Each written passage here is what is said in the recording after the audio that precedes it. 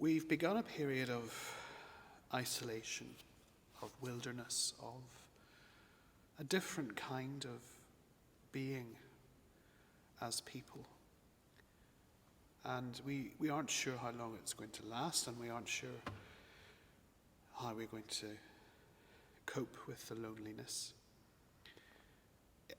I'm quite an introverted person, so I like the space to pray and to be myself. But thinking about it this morning, the fact that I won't actually be able to visit somebody just when I want, or put my arms round someone on the street if I meet a friend, or have a coffee with somebody in Pret because it's takeaway only.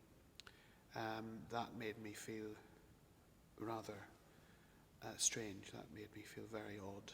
And I thought to myself, actually, even for those of us who are quite happy in our own space, this is going to be a very testing and challenging few weeks and months.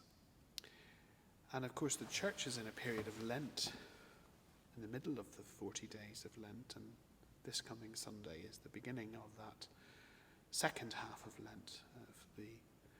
The day called Mothering Sunday is the halfway point in Lent.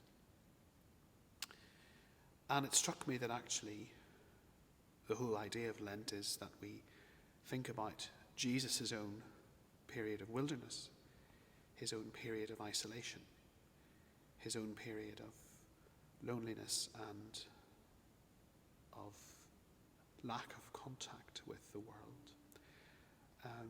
And it struck me that this Lent is actually the biggest Lent that we will ever have. It's the most profound Lent, because normally we're scurrying for time. We're desperately trying to find space to pray in the midst of our busy world. And all of a sudden, everything stops. Church services are cancelled. Businesses are closed. We have to stay at home and only go out if we need to get shopping or go for a walk, get exercise, and minimize social contact. And of course, we're very grateful to technology for being able to keep in touch with our friends via social media, Skype, phone, text, FaceTime, and all of that, which does stop the profound isolation which is destructive. And so we need to rethink how we interact with family and friends and loved ones. And that is where the church and the community work together to bring the love of God to those who are stuck at home and cannot get out. And it is profoundly warming to see people of any faith or no faith putting themselves out for other people and offering their help to bring survival to those who are very isolated. I'm just going to read the temptation narrative from Mark's Gospel, which is profoundly short and arresting. And it's the Gospel of Mark, chapter 1, verses 12. It's actually verses 12 and 13. And the Spirit immediately drove Jesus out into the wilderness. He was in the wilderness for 40 days, tempted by Satan. And he was with the wild beasts, and the angels waited on him.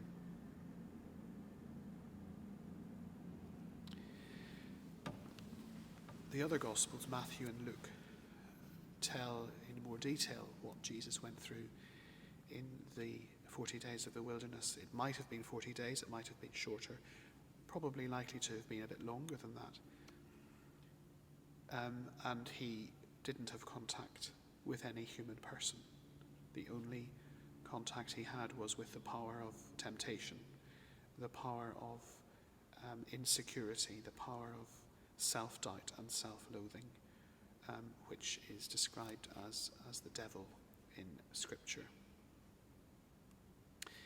And the point of it all is that Jesus knows what it is to be isolated and to be living in a world alone. So the prayer for this period of time, which we don't know how long it's going to be, is that we would find space to rediscover who we are, who God calls us to be.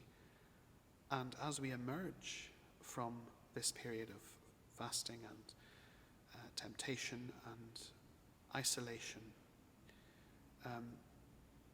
what new things can we learn? What positive changes can we make?